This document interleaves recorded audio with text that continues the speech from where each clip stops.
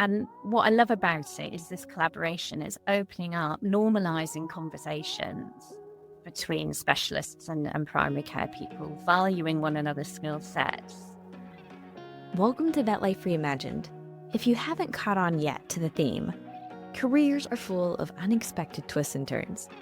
It's no exception with today's guest, Dr. Sheena Warman, who has one of the most incredible full circle stories. From growing up fascinated by animal behavior from her own dog, to working in mixed practice, specializing in internal medicine, authoring one of the most practical small animal medicine books out there, and now leading curriculum innovation in the United Kingdom and the United States. Dr. Warman has seen veterinary medicine from a lot of different angles. We've had several people recently on the podcast whose careers have led them to help address the concern around access to care, like Drs. Kristen Yankowski and Emily McCobb. Dr. Warman, who knows both of them, shares how the UK is rethinking veterinary education, the rise of contextualized care, and how bringing general practitioners into the academic setting has transformed both teaching and the culture. Dr. Warman also offers some powerful reflections on professional identity, how understanding who you are as a veterinarian can make the difference between burnout and fulfillment, and why collaboration between specialists and primary care veterinarians is very key to the future of our profession. It's an inspiring, wide-ranging conversation about education, leadership, and what it really means to build a profession that serves both animals and the people who care for them. So let's get to the conversation with Dr. Sheena Warman. When did you know you were actually interested in veterinary medicine? Oh, gosh, I haven't been asked that question in a long time. I think it was my first family dog, who was frankly a behaviorist's nightmare before veterinary behavior was a thing. And I just loved kind of working through things with him. So I thought I wanted to study animal behavior and psychology, and then that evolved into veterinary studies. So from the age of about 12, I guess I was spending as much time up the local riding school, spending as much time in the local vets as they could put up with me, and just getting as much experience and never really looked back. Love that. Well, you talked about behavior. So was that what you thought you might do going into vet school? Had you already changed? Like, how did it kind of evolve as you were getting into vet school and then going through vet school? Yeah, I was really open-minded. My experience as a teenager was with dogs mainly, and at the local riding school. I spent a lot of time there at weekends and holidays. And I'm basically a generalist at heart. Although my career has taken me in different directions, I loved all aspects of vet school. I felt like the bit that I was least prepared for was small pets, so the small furries. So I got really interested in that because I didn't want to let them down. Ended up running the Glasgow Vet School Zoological Society with a colleague for a couple of years. I thought I wanted to be an exotics and wildlife vet for a while. So I went into general practice when I first qualified into a really lovely mixed practice just north of London. And we did all sorts. We had a veterinary nurse there who was really into his reptiles. We had one of the vets really into the birds. We did the local swan sanctuary. So we saw loads of swans. And so it was a really proper mixed practice. And then at one point I applied for a residency in exotics and wildlife and didn't get that. And then I recalibrated a bit and thought, you know what, the patients that bring me the most joy are the dogs and cats. So that's when I started to focus more on small animal medicine in particular. But I love all of it. You know, if we're short of people at vet school to teach a calf handling practical, I'll be straight in there. So yes, I just love all aspects of it. There's not many professions that give you that range, and I think I'm easily bored. So just that constant not knowing what's coming next and that constant variety, you know, 1 minute you're in vaccinating puppies, then speaking to people about end of life care, and the next you can be out putting uteruses back in cows. I love that variety in mixed practice. And this always seems to come up in conversation around how you felt starting as a new doctor and then kind of getting the experience and growing. What do you remember from, starting as a young doctor, and how do you feel like you started to develop your own style as a veterinarian? That's a great question. I think I was very lucky. I was in a super supportive practice where the recent graduates tended to do a bit of everything, but we had very experienced mentors in terms of the partners in the practice who were more focused on small or equine or farm animals. So there was really properly good support. There was always someone to ask. It was never too much trouble for anybody if you were stuck or needed help. But equally, they didn't look over your shoulders. So you were able to develop that clinical freedom and pursue your own interests. And they were open to new ideas. I started to get into quite a lot of ultrasound and started doing a little bit of echocardiography. And, asked the boss if we could get a table with a hole in it. And he came in one weekend with his drill and cut a big hole in a table for me. They were just really supportive of their newer graduates developing and learning. So I think for me, I was very fortunate in the practice I was in, and some of the research I've done since with new graduates has really highlighted to me that that's not everyone. I mean, I knew that wasn't everyone's experience, right? But hearing some of those stories as a, more experienced member of the profession is quite sobering, really. It does make you realize how challenging it can be. But I think that support as a new grad, the trust and the support, both of them together are so important. Yeah. You mentioned that you feel like you're a person that may get bored easily if you don't probably pursue new things. You talked about learning different skill sets like ultrasound. So, I mean, you're starting and it's mixed, but it's a general practice setting. Yeah. And then you said that you actually ended up going into an internship for being an internal medicine specialist. So how did you decide to specialize? So early on, I was literally doing all of it and doing whatever was available in terms of species. I think it was the equine side of it that I dropped first to focus a bit more on small animal medicine and to create a bit more space. I registered. So in the UK, we've got certificate level qualifications, which people tend to do sort of 2 or 3 years after qualifying. And when I didn't get the exotics and wildlife residency, I thought, okay, right, let's recalibrate and focused. And I thought, what attracted me to medicine was, especially in a GP setting, with surgery, it's quite obvious if something goes well or goes badly. It's, it either gets better or it doesn't because of what you've done. With medicine, it's much easier to kid yourself. You never really know whether it's time or luck or what you did or what you didn't do that has made a difference or made a patient worse or better, hopefully. And I was really interested to learn a bit more and just have more confidence in my own decision making and my rationale for the decisions I was making. So that's when I started. I started on my certificate in small animal medicine from general practice. So to create time for that, I stopped doing the equine work, kept on a little bit farm work because I was very reluctant to let that go, kept up doing some of the exotics. And then an opportunity came up to do a residency. So this is back in the day where internships weren't necessarily required. There weren't that many available, and I had 3.5 years of practice experience. So I got a residency at Bristol in small animal medicine and intensive care and learned loads there. I mean, that was a fantastic training and a wide range of skill sets. That it was the medicine, but with a bit of emergency and critical care. Before that was really a specialty in its own right in the UK.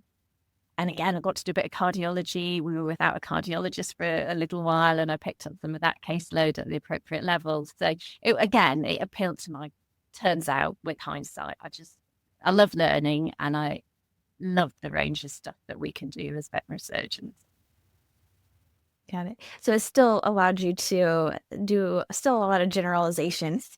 Just dive in a little bit deeper into all of. And it's interesting because I think one of the reasons I ended up stepping back from specialty is that as the specialties got more specialized, such that you have cardiologists, you have ECC people, you have oncologists, we were almost as internal medics starting to do a little bit less, and opportunities came up for education leadership roles, and I just couldn't keep all the balls juggling. So I ended up very reluctantly. It was the right thing to do, but it wasn't an easy shift to step back from the clinical work. Because I love the clinical work. I love the clients, I love the pets, I love the student, that in the moment, light bulb moment that you see the student have when you finally manage to help them understand something in a way that creates meaning for them. And you see that moment of dawning on them, often over something really tiny, but that's so rewarding as a teacher. And you don't get to see that every day in leadership roles. So I do miss that side of it as well. Yeah. Now, I may have the timing wrong, so feel free to correct me. But, before you stepped back from clinics, you wrote a really wonderful book. And this was in 2011, where you co-authored 100 Top Consultations in Small Animal Medicine. And, thinking now, we talk about the spectrum of care and a lot now. But to me, like thinking back to 2011, this is amazing. I mean, it's still amazing, but this is a really wonderful resource. So do you mind sharing a little bit about how you came to start writing this and the whole journey there? It's one of the projects that I am proudest of over all the things that I've done. So Peter Hill, a dermatologist who is the lead editor and author on it, had an office about 3 doors down from me. And I don't remember the moment he came and said, do you think you'd be interested? But I loved it. I really jumped at the chance. I wrote a lot of internal medicine chapters. I edited a lot of the chapters that came in from other people. I think I was about 8 months pregnant when we were reviewing the final proof. So I've got to get these done. And as I wrote it, I wanted the chapters that I was editing and writing, I sort of had a rule with myself that I couldn't look up a book. It needed to be stuff that I could imagine a really good final year student saying to me in rounds or back in the day, we still had Viva exams and things. So I wanted it to be pitched at the level that was just what you need at that point of transition into practice. And we were very clear that every chapter needed to include something on what to do if it doesn't get better, what the low cost options are, when to refer, if referral's an option for you, in a way that encouraged people to fulfill as much of the scope of general practice as they could. Our third editor was a very experienced general practitioner, so he brought a different perspective to it, kept Peter and me on the straight and narrow, kept our feet firmly grounded. And it was just a really cool project to be part of. And I still see the students reading the books. I had a text from an old college friend of mine saying that one of her new graduates was using it and was singing its praises. So, it's a wee bit out of date now, but the basics don't really change. And it still brings me joy, that book. I admit I had not heard of it. I wish I had. I did an internship and a lot of it was emergency and critical care. And there was a similar course that tried to do that. They called it Getting Through the Night. And it was for new grads that were working emergency. And it really did. It had the very practical things that it did get us through the night. So like having those types of resources are invaluable. So I think that's a neat opportunity already to start with bringing in those different perspectives. You had the general practitioner, you had the internal medicine specialist as well. And the other thing is you had mentioned that the education in the UK, there is a lot of focus on giving general practice experience. I think you said that there's like 26 weeks of focused on general practice education. And so was that also kind of a motivation for this resource, was that there was such a focus on making sure that we are setting up our graduates for success when they go out into practice? I think for me as a teacher, that has always been my focus. I think having come from 3.5 years in primary care into a residency, the skill set I was able to bring to the teaching as a resident was very much, well, what would you do in practice? What would you do with? And we'd have long conversations about how you would handle these cases. And I was able to do that very authentically because I'd literally just come from that world. In the UK, all of our graduates, for as long as I've been a vet, and I don't know when it started, they've all had to do what's called extramural studies. So the EMS, which is on top of their curriculum requirements. So it used to be 12 weeks of animal husbandry and 26 weeks of clinical over the course of our 5-year programs. It's now 10 weeks, 20 weeks, so a little bit less. And it's a big cost for the students. The vets aren't paid to take the student. It's sort of an altruistic thing that the profession in the UK is very proud of. And as a profession, we've held on very strongly to the belief that this EMS is really important. It gives the students a wider range of perspectives, and they can pick and choose a lot of the different contexts that they want to go and work in. But over and beyond that, so that's always been there. Over and beyond that, when the Royal College of Veterinary Surgeons, who are our accrediting body, when they updated the standards 3 years ago now, I think it's 3 years ago, introduced a new requirement that for clinical training, so clinical caseload, clinical teaching, that a majority of it had to be within a general practice context. And they defined majority as over 70%. And, it doesn't necessarily have to be in a general practice setting. You can be teaching some anesthesia or some imaging at a day one level with a focus on general practice type cases in a referral setting. It's, you have to be able to justify that and explain it. But it really has made us all recognize that that is what the profession needs of us. We've always been training. I think we've always been very clear that we're training people, the majority of whom are going to go into primary care practice.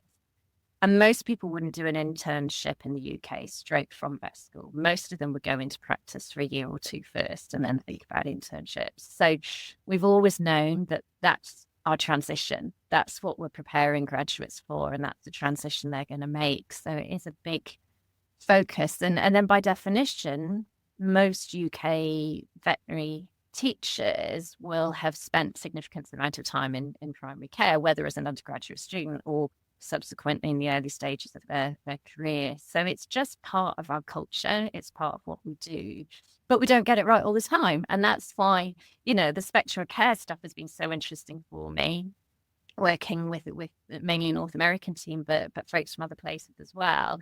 And the parallel in the UK is the language around contextualized care, which has really gained traction in the last couple of years.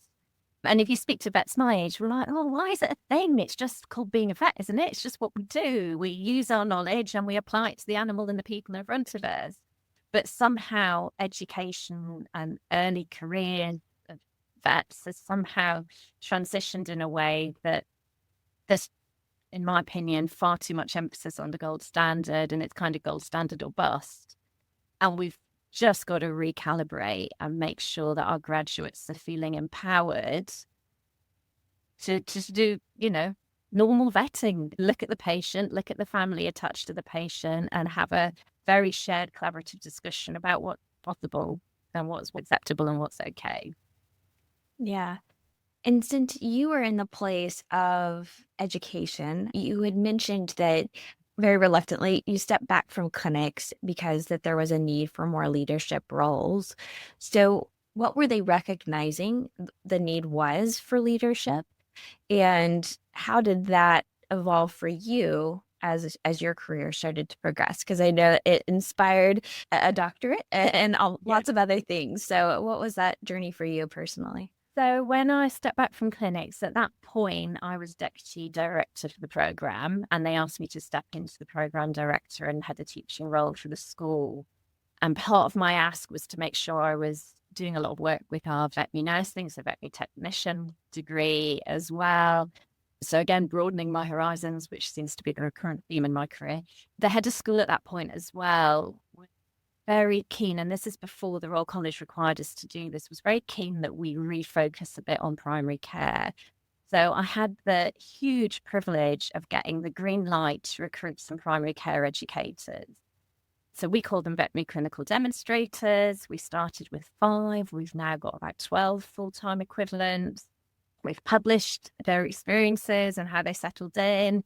And they are just the most amazing team of people. And they're very much people that are being pulled into education rather than feeling pushed out by their experiences of practice. That's really critical for me at interview, was got to have people that can absolutely sing the joys of primary care, but are really keen to teach. And we've got incredible people. So initially their role was to emphasize and reinforce the day one relevance of referral practice. So they were embedded within clinics, in the referral hospitals, and they co-created their role with the specialists that led those rotations and just did an amazing job. Like, just turned the experience of final year around, built up fabulous relationships with the specialists. They're just amazing. And now those roles have evolved. Some of them have been promoted up into lectureships, and they're teaching So they're teaching internal medicine, they're teaching some surgery, they're teaching well-being, they're teaching all sorts of different things. And they're just the right people for it. They're really talented. Lots of them have got loads of primary care experience. Some of them have got further qualifications from a primary care background. So this sort of mid-level qualification I was talking about, the certificates. They are the most skilled educators and communicators that I know. They're just brilliant. And for me, that collaborative approach of having the specialists and primary care people working together, empowering the primary care people to deliver content that historically might have been specialist led, but they've got a specialist colleague they can go to if they've got tricky questions or if they just want to fact check something. It just works. It works so well. You said that it completely turned around the students by the time that they were ready to qualify or graduate. What were you measuring? What was the measure that you could say, oh, wow, like now we see a difference, if that makes sense? How were you assessing before and after of bringing in the general practitioners? So a lot of it was around student experience. So we have a survey in the UK called the National Student Survey that every final year student fills in. And, correlation is not causation, but the year that the clinical demonstrators started, satisfaction with the program really increased. The feedback on the rotations really increased. We ran a project that we published evaluating student and staff perspectives of the role, and the findings from that were overwhelmingly positive. So, there is a bit of quantitative data in there, albeit kind of experience rather than outcomes based. It's very hard to measure. Did we produce better graduates? I don't know. But we're going through a big curriculum review at the moment, and we do now have data that comes in from the graduates. So the Royal College runs a survey about 3 to 5 months after the students graduate, but every veterinary graduate in the UK and their mentor. So every graduate has to have a mentor in their first job. It's called a veterinary graduate development phase.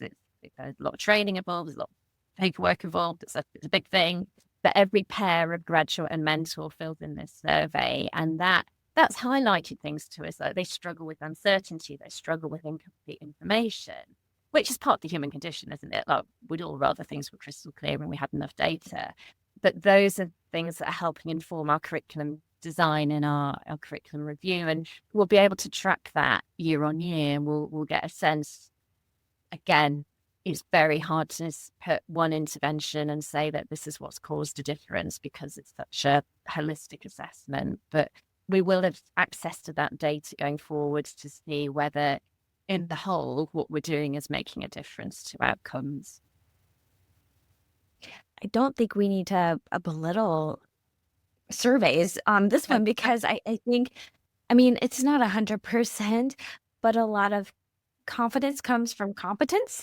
And so if you feel like you're competent in something, you feel a little bit more comfortable and like you were prepared. So I think that is a huge measure because I think that is some of the things that other surveys are finding is that new grads are not feeling like they are prepared for whatever they are getting into when they get into practice. So I think that does speak volumes. And because you already had those surveys lined up, you were able to kind of see where the change was. So I think that's a great answer. I think that's really good data from my perspective. And I think this is such a good setup. Everything from also having a mentor afterwards. I've heard people say that too. It's like, they graduate and we're like, bye. And we just leave them to their own devices. So having that follow up. So that's also another good thing that you've done. You also are coming from the position of a specialist. So we're trying to support veterinarians to be able to be good general practitioners, and you're a specialist. You are able to see both sides of that. And, I'm so curious, like how general practitioners came into the academic environment and how they were able to find their home and how they were able to work so well with other specialists, because I think it could be very intimidating to be a general practitioner coming into that academic environment. I think we have a lot of people, and I say this because I hear people say it, I'm just a general practitioner. I'm just fill in the blank. It breaks my heart every time I hear it. So what are your thoughts on the best way to come together? Well, ultimately, what I hope we all came to veterinary medicine for, and that is to do the best for that individual patient that's in front of us. So, what is your experience? What are your thoughts around just like everybody coming together to make this all work? Yeah, it's interesting. It's one of the hardest branches of veterinary practice, isn't it? Because you're constantly dealing with uncertainty, or you've got a infinitely wide range of client expectations and client resources. And it's a different job. It's a different job from being a specialist. And I think the key thing is a culture of non-judgment. And that can be difficult, and it can be very easy to slide within a team or within a practice, within a hospital, into a culture of being a bit judgy about referrals that come in, about things other people have done. And it's just calling that out when you see it and making that not okay. We had one particular very experienced professor who the students kept saying, oh, there's too much content. There's too much content. We don't need all this. It's too hard. We can't handle it. Their notes were this hard kind of thing. And I said, look, would you be open to a conversation with one of our clinical demonstrators? They've got a couple of years experience in your area of practice. Would you just let them go through your lecture notes and then sit down with you and have a chat about what should and shouldn't stay in? And they're like, well, okay, maybe. And I sat in on that first meeting, and it was just brilliant. I went just in case it was awkward. And it was just amazing to watch. It was just this very collaborative conversation, gentle challenge in both directions, lots of red pens scoring out lots of stuff that was very interesting but not necessary, and ended up with a much better, product for the students. And it was co-created, and it requires humility. It requires an openness. It requires a willingness to be guided by people who have had different experience or more recent experience from what you have. And, I think it's a huge ask, isn't it, to ask a specialist who's gone from undergrad to vet school to internship to residency, perhaps even in the same hospital, not done significant primary care work where they've had to juggle their own caseload and their own out of hours and have very difficult conversations about money and about expectations and about what social media says compared to what you're actually able to do, and create training that is appropriate for your students, 70-80% of whom are going to go into primary care. You're being asked to prepare them for something you've not done yourself. And that's a really difficult ask. So I think the first thing is recognizing that there's a gap. And even if you have done it yourself, you may not have done it for 20 years and the world has clearly moved on. So it's identifying that there is a gap in our knowledge there as specialists, of figuring out, well, what's the best way to fill that gap? Oh, I know. Let me talk to my general practitioner friends and let's do this together. And I think I've had a couple of conversations with my specialist colleagues, and there was absolutely nervousness around us hiring primary care people to do some of the teaching roles that might have been specialist-led previously.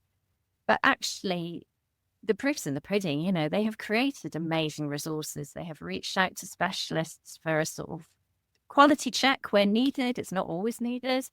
And it's getting the specialist teams to realize that they have a slightly warped sense of general practice because they see a disproportionate amount of stuff that hasn't gone terribly well.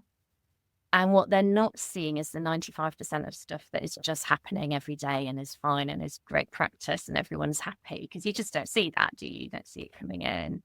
And I remember, and this made me really sad, actually. I remember a conversation with a colleague a specialist who was probably 10, 15 years graduated. I said, well, look around your peers who are in primary care. Surely you'd be really happy for your mum's dog to go and see them. You trust them. They're your friends. You've seen them, grow into their roles as primary care practitioners. Because that's my experience. Most of my friends are still in primary care practice. It's just, well, no, they're not in practice anymore. They've all left. And I just thought, oh, okay. A, that's really sad. Where have we gone wrong as a profession? And B, where's the mentorship gone? Where has that person in your practice who was 10 or 15 years qualified and had enough kind of veterinary pragmatism and common sense to problem solve with you, where have they gone? So that was a bit of, that's just an anecdotal story, but it's one of those things that I worry about. It's not just the students that we want to support to develop this understanding of spectrum of care and contextualized care. It's the recent graduates as well. Within the spectrum of care community, we coined the term the gold standard generation, slightly flippantly, but it felt like it had credibility in that there is just this generation of graduates who've come out thinking, well, if I don't do what the textbook says, I'm a bad vet. And that's not what being a vet is. The textbook is one way, but that's only the right way if you've got the resources and everything else around you to make that happen. Being a good vet is serving the pet and the family as a unit and coming up with the best solution you can for them at the time, which might look quite different from what the textbook says. So long as it's welfare acceptable and not bad practice, then go for it. And it's about empowering those graduates to feel they can do that and to feel they've got permission to do that and to feel that that is actively celebrated. So are you thinking that this veterinarian who she's been out 10, 15 years and all of her colleagues have left general practice, that the mindset around the standard of care bust is one of the reasons that that generation is not there anymore? Oh, I'm sure other people understand far more about retention than I do, but it's a difficult job, isn't it? And if you can't find your joy from problem solving the problem in front of you, rather than feeling frustrated because you can't do what you think the textbook or your professors would want you to do. And I really love Liz Chan's work. She talks, and I think Kristen talked about this in her podcast with you as well, the difference between a diagnosis or academic focused identity and a relationship or challenge focused identity, where the academic diagnosis focused people find their joy from getting to the right answer as per the textbook and delivering what the textbook says in terms of care. And maybe they're more naturally attracted into specialty roles where that's an option for them, versus the relationship focused people who love the challenge and improvising and being creative and working very much in a relationship centered way with shared decision making. And that mindset, that professional identity does feel like a much better fit to flourish in general practice. So as educators, it's then on us to call that out to students. We're not going to tell them what sort of identity to develop. That's up to them. That's a personal thing. But highlighting to them that there is a range and maybe, they're both okay. They're both right. One's a good vet and one's not a bad vet. They are both absolutely being a veterinarian, but in different ways. And if your identity doesn't match the environment you're in, you're setting yourself up for sadness. So, yeah, you've got to take some personal control over that, is what we just encourage the students to think about their identity development and what sort of vet they want to be, and celebrate the general practice role, have role models for them. Put them in. So the other conversation I have with the specialists as well is our specialists are amazing, and they're constantly stepping out of the role and going, well, what if the client only had £100, or what if they hadn't been able to refer? What would you have done? And I know they have those conversations all the time, but there's something very different between an amazing specialist having that conversation, but then going ahead and doing all the fancy stuff. The student walks away remembering the fancy stuff and that's what you should be doing, versus somebody in primary care who's saying, well, we could refer, but we can't. So what are we going to do? And then doing that and getting a good outcome. And then the student remembers and values that process and learning. So context is really important. And I think, I know we've had the sort of the stick, I suppose, of our accreditor saying you need to be 70% in a general practice context, but actually physically putting the students in primary care for a significant chunk of their learning, balanced by the different expertise that you get in specialist practice. So as they know what's possible and they're still getting inspired to, if that's their tribe, they can find their tribe through those exposures and learn from those amazing skill sets, but they're also learning from the amazing skill set in primary care. So we've now got about 55 practices that we work with, as well as our hospital. So our students spend about half their time in final year now out in primary care, small animal equine farm. So it's very different from how it was 10 years ago. Yes. Well, and I was very drawn to the idea around the identity piece because I don't know if we talk about that a whole lot is reflecting on who we are.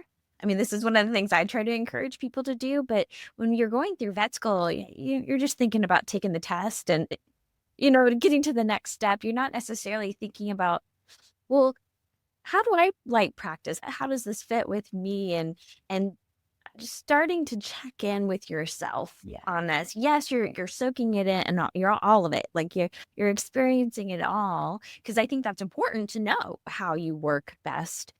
Like how do you encourage the students to reflect on that? Because you said you're not trying to push a particular identity on anyone. So how do you balance that presentation with also encouraging them to do some self-reflection? So we built quite a lot of reflection and professional identity work into the curriculum. And it's supported in a range of ways. They do some reflective writing. They review one-to-one with their personal tutors. They do very early on, they do what makes a good vet as a sort of creative project within a group. And that's an idea we borrowed from a vet ed presentation where they had us modeling with craft materials what makes a good vet, the students, well, hang on a minute, I'm doing this amazing science-based degree. Why am I fiddling around with colouring pens and what do you call this? Very pipe of wire cleaner thing. Oh, pipe cleaners? Pipe cleaners, that's it. But it gets people talking and it gets them talking about really important stuff. And they reflect on the development as they go up through the course. But we also do a lot of case-based learning. And we're quite conscious our case-based learning is overseen by one of our first intake of clinical demonstrators, who's a very proud primary care practitioner. And she makes sure that our cases represent real life. They don't all have everything done to them. They all come with different human stories attached to them. So the students, they're kind of normalizing that right from very early on in first year of their degree, that is part of the conversation. It's not just about the science and the animals, it's very much about the people as well. And you as a person as part of that. Fascinating. Now, going back to more on you and your career journey, what have been some of you mentioned, you have to find your joy. What has been that for you as it sounds like your path has been a little unpredictable as you've gone, but kind of reflecting back, what are some of the big moments where you are today and how you've discovered what really fit you and what you were enjoying? Oh gosh, that's a huge question. I mean, the book that still gives me little moments of joy whenever a friend or I get a message from an ex-student saying they find it helpful. My doctorate, I really enjoyed that. That was really transformative for me. So I did it part-time alongside almost a full-time job with 2 small children. That is not a recommended approach. It was pretty exhausting, but I was exploring the experiences of recent graduates with how they reflect. So this was before we had the vet graduate development phase, which the Royal College organises. We had what was it called? PDP, professional development phase. And it was quite tick boxy. You didn't have a mentor in your practice. You kind of liaised through a very clunky computer system with somebody quite remote. So there was this kind of narrative around, well, you need to reflect, but then it wasn't really set up to help you do so. So I spoke to a bunch of people, a bunch of recent graduates about their experiences with it. And it really brought home to me the contrasting experiences people could have. So I suppose that has acted as a big incentive to me to try and just prepare our students better. But I still get absolute joy from cuddling my cat, visiting my neighbour's puppies, all the stuff that attracts you to vet in the first place. Chatting to high school kids that think they want to be veterinary surgeons.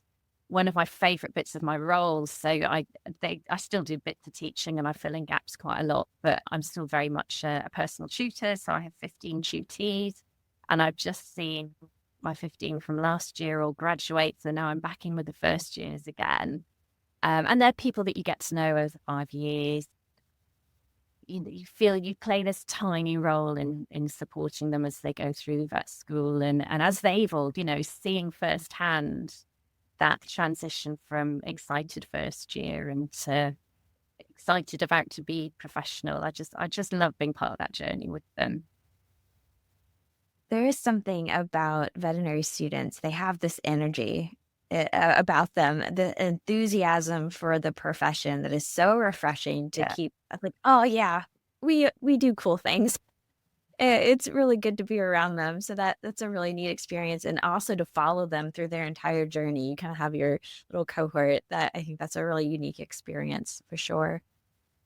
Well, and then all of your work too has really been able to connect you on a global level. How I met you is through a group in the United States because you're helping us do some unique things around education and how we can better prepare students for going out into practice. So, do you mind sharing some of the recent projects that you're working on and anything you want to make sure that we share with people? Yeah, so the Spectrum of Care initiative has been a huge part of what I do the last few years. And they're I'm so lucky. Everything I do, I work with amazing people.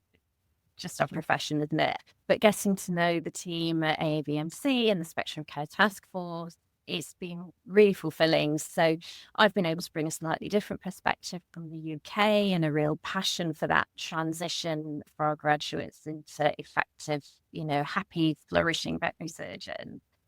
We've done some great stuff. So I think Kristen mentioned this, but we've got our implementation strategies guide now, which is quite a bulky document. I don't think many of us will have sat down and read it from cover to cover, but if you scan the content page, you're quite likely to find something that's helpful and useful for you. And there's guidance on different spectrum of care approaches to some common conditions, and those sorts of things are popping out all the time. There's a really good article in the UK publication in Practice just last week around a spectrum of care approach to managing diabetes mellitus in dogs. So, there's stuff popping out. It's becoming part of our language, and I think it is refocusing us as a profession on let's just celebrate the basics. Basics isn't even the right word because it's often the most complicated stuff to actually navigate and decide on. But, let's get it right in a resource sensible way for the person in front of us. And there's so many more publications. Like 5 years ago, we didn't talk about spectrum of care. We didn't talk about contextualized care. And now there's publications, conferences.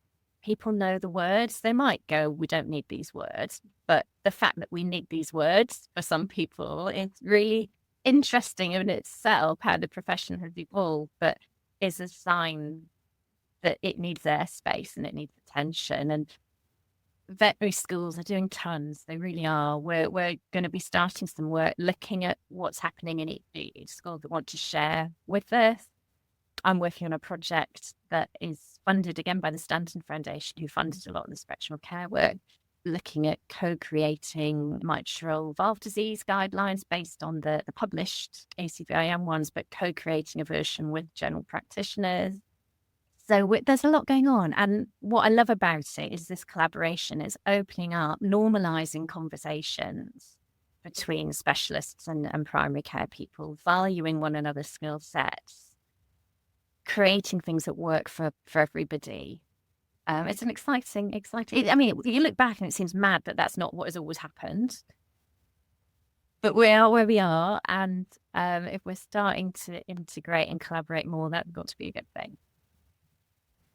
I think if I may wonder, part of it being this surge of technology and our ability to understand science and biology, and that's very exciting. And I think we're just getting more into being able to have more resources and tools. And so it's always, life, sometimes you have to check in and it's like, yes, we're learning this. That's not a bad thing. We just need to make sure we all bring it back to why we're all here. And it's the pet. And considering again. And so it's a good opportunity because, again, I think we're just going to learn more, get more tools, and as we continue to get better in medicine and everything, but to continue to bring this collaborative approach back is so exciting, because then if we can get that down, then we can all go together into the future of learning more and being able to apply that in the best way possible to support pets and their families. So I think it's a great opportunity to just bring it all together. And the tools and the technology, they'll help everybody, right? There will be some fancy, highly technical, highly expensive stuff that will work for those that can afford it and want to access the real fancy stuff for their pet. But, with AI and that side of technology, there will be developments, I'm sure, that will help all of us make decisions more easily.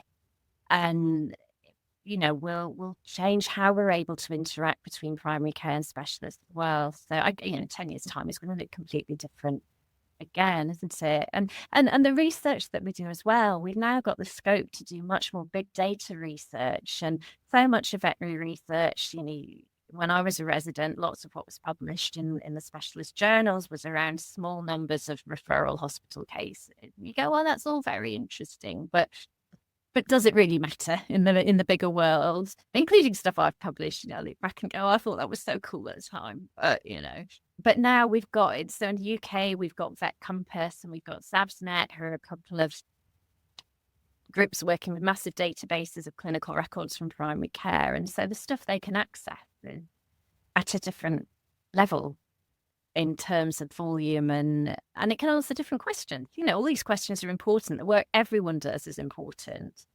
But as you said, it's that pulling together and understanding one another a bit better. Yeah, that's how we find the better solutions, is being all there together with the different perspectives. Well, we are almost out of time, and I love to end on this question, and I think you are already starting to bring it in a little bit. But when I ask about gratitude, what is something you're really grateful for? What comes to your mind? Oh, well, family and Toby the cat. He has a very long story, Toby the cat, but it's personally, absolutely, family bring me joy every day. Professionally, it's feeling like I'm part of something, a very small part of a movement's probably too strong a word, but an initiative, a drive, a direction of travel that feels really important for, for our clients, for our animals, but as importantly for our colleagues, for our new graduates. It really matters to me that they flourish and stay in the profession. It makes me very sad when people talk about the challenges with retention, and I just think we need to find pathway to making it better for all of us. I always love when a guest connects so many threads that we've been exploring here on the podcast. Dr. Warman's work helping shape veterinary education blends academic insights with real-world practicality, which is such a powerful example of how our profession continues to evolve. A big thank you to Dr. Sheena Warman for sharing her story and her leadership in shaping the next generation of veterinarians. I also want to thank Dr. Kelly Cooper, whose ongoing support of the podcast makes this possible. And if you enjoyed the podcast, please make sure you take a moment to hit that follow or subscribe and share it with a colleague or a friend who might benefit from listening to some of these episodes. And as always, let's keep reimagining what's possible in veterinary life.